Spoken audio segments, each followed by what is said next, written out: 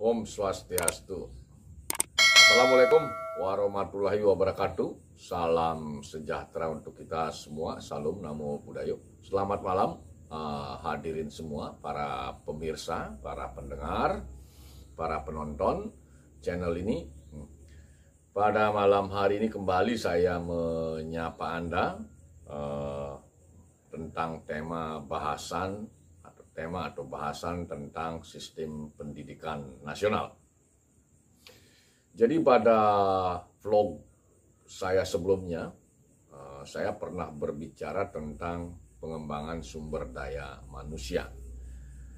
Itu mungkin cakupannya makro, tetapi bahasa untuk lebih menyingkatnya, lebih mudah dicerna, pada tema malam hari ini saya katakan sistem pendidikan nasional.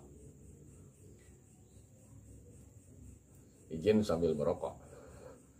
Jadi ketika bicara pengembangan sumber daya manusia secara nasional, pada vlog sebelumnya saya mengatakan kita belum punya blueprint rencana pengembangan itu, sehingga patut diduga arah pengembangan SDM kita bisa dikatakan tidak fokus, belum fokus. Itu yang pertama. Sehingga pada malam hari ini saya membuat vlog tentang sistem pendidikan. Jadi kalau kita mencermati sistem pendidikan nasional kita, mulai dari istilah sekarang pendidikan anak usia dini, padahal sebenarnya kalau kita menggunakan terminologi taman kanak-kanak lebih pas, karena pada level anak-anak di usia 4 sampai 6 atau 7 tahun itu, yang paling pas memang terminologinya taman kanak-kanak. Kenapa demikian? Karena yang didorong itu adalah pengembangan emotional question. Jadi lebih banyak bermain, sehingga judulnya lebih pas taman kanak-kanak, bukan pendidikan anak usia dini. Itu yang perlu kita catat pertama. Kemudian yang kedua, ketika kita berbicara sistem pendidikan nasional, berarti ini satu paket, mulai dari taman kanak-kanak atau sekarang istilahnya pendidikan anak usia dini, tapi saya lebih sering menggunakan taman kanak-kanak. Kemudian sekolah dasar, kemudian level berikutnya adalah sekolah menengah pertama, selanjutnya sekolah menengah atas dan sekolah menengah keguruan, selanjutnya ada perguruan tinggi. Nah, di Indonesia perguruan tinggi ini macam-macam.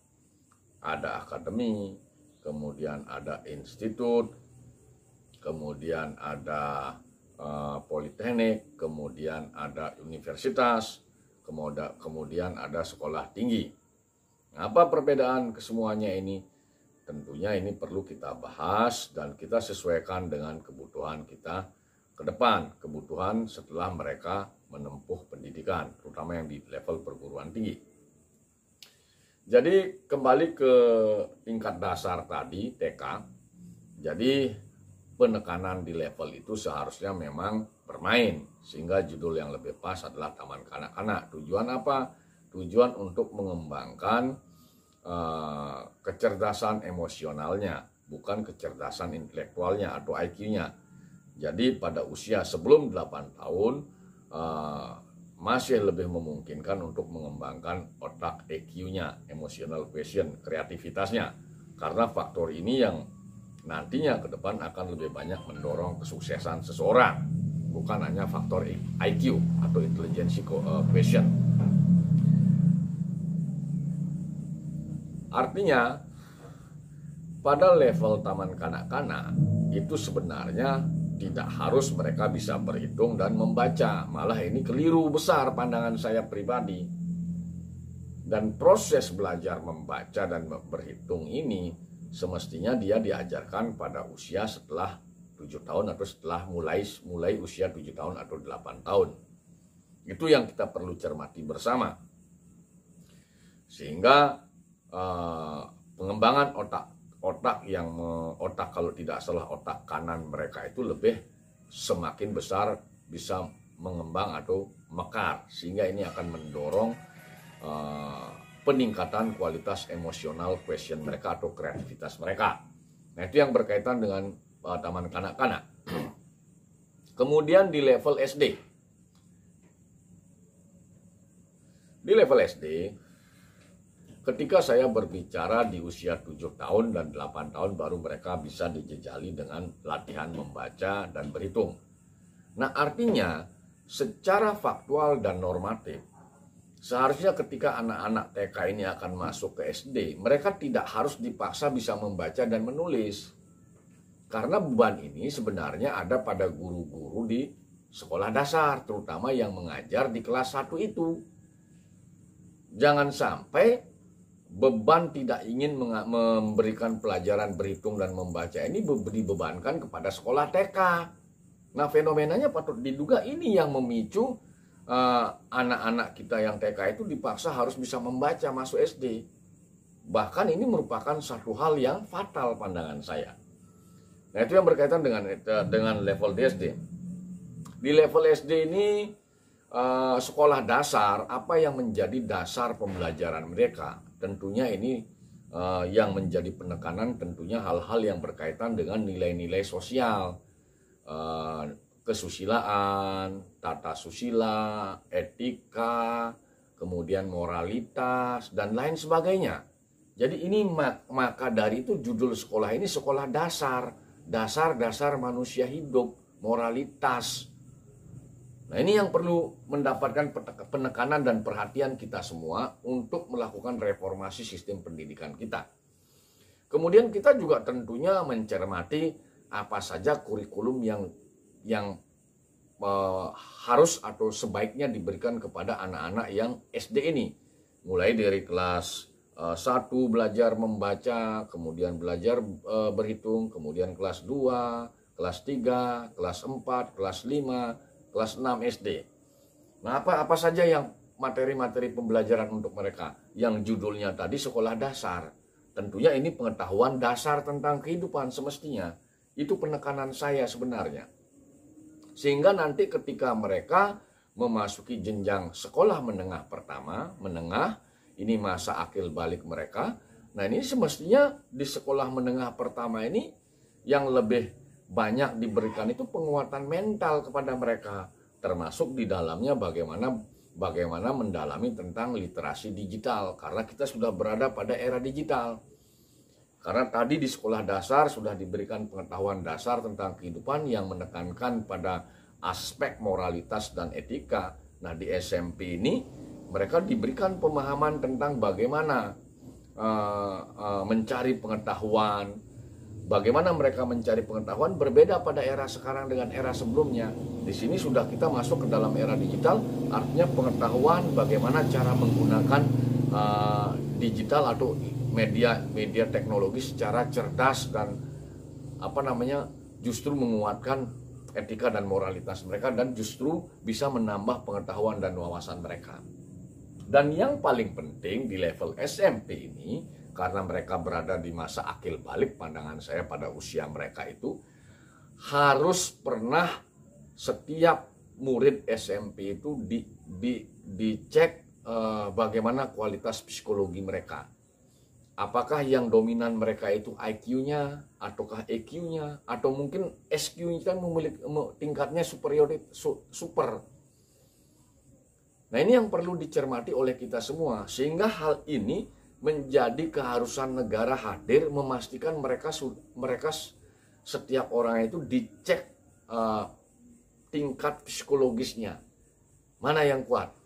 Karena di sini mereka akan mulai diarahkan apakah mereka akan memasuki sekolah menengah atas atau mereka akan memasuki sekolah menengah kejuruan. Kenapa demikian? Karena pada dasarnya sebenarnya tidak ada orang bodoh. Hanya di mana aspek mana setiap orang itu memiliki kelebihan. Apakah aspek SQ-nya, apakah aspek IQ-nya, apakah aspek EQ-nya, atau mungkin PCQ-nya atau fisiknya, atau sosiokulturalnya. Nah, ini yang perlu dicermati. Sehingga mereka tidak salah memilih jenjang berikutnya. Apakah masuk ke SMA atau masuk ke SMK. Izin sebentar. Nah, bagi yang mungkin EQ-nya lebih dominan kuat, kreativitasnya, ini diarahkan mereka untuk memasuki sekolah menengah kejuruan sesuai dengan minat bakat mereka. Apakah mereka minatnya berdagang, apakah mereka minatnya teknik, apakah mereka minatnya perhotelan, dan lain sebagainya. Kalau yang dominan IQ-nya, ini dipastikan mereka diarahkan masuk ke SMA. Yang notabene selanjutnya yang lulus SMA ini nanti diproyeksi untuk memasuki universitas bahasanya, bukan politeknik. Nah, ini yang perlu kita cermati. Karena apa demikian permasalahannya? Karena yang SMK ini nantinya mereka diproyeksikan masuk ke Poltek.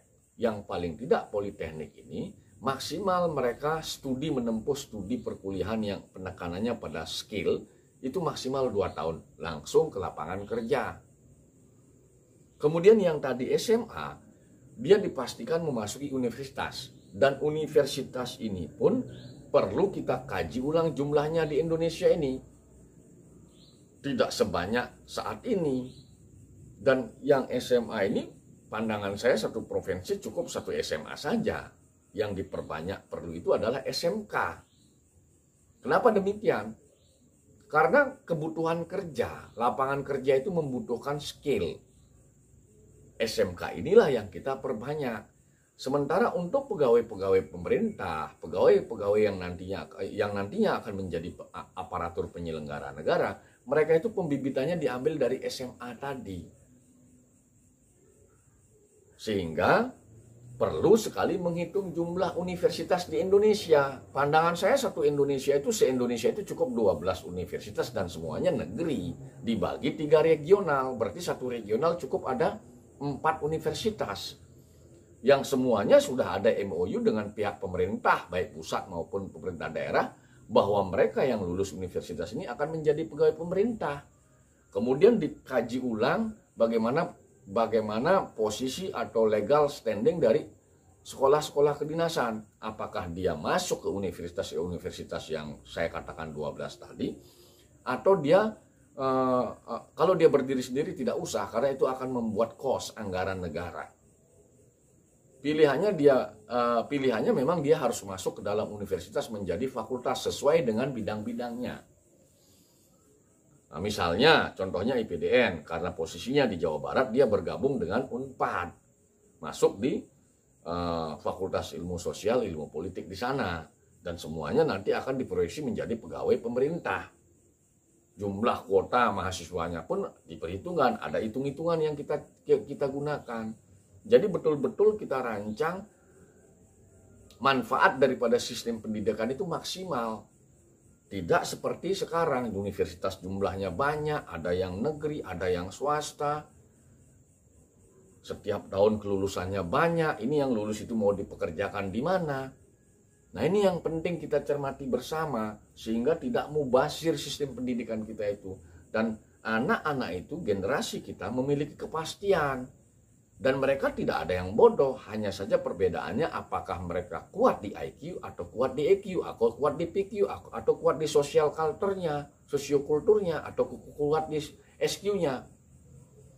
Nah, itu sebenarnya kacamata saya berkaitan dengan sistem pendidikan nasional kita yang tentunya harus kita rancang ulang kembali, kita rumuskan ulang kembali sehingga betul-betul menjadi sebuah sistem pendidikan yang ideal, tidak mubazir seperti saat ini pandangan saya, sehingga ada kepastian bagi generasi muda kita, anak-anak kita, kemana mereka akan melanjutkan studi, profesi apa yang akan mereka cita-citakan setelah mereka menyelesaikan pendidikan menengah, kemudian apakah mereka akan menuju politeknik atau university.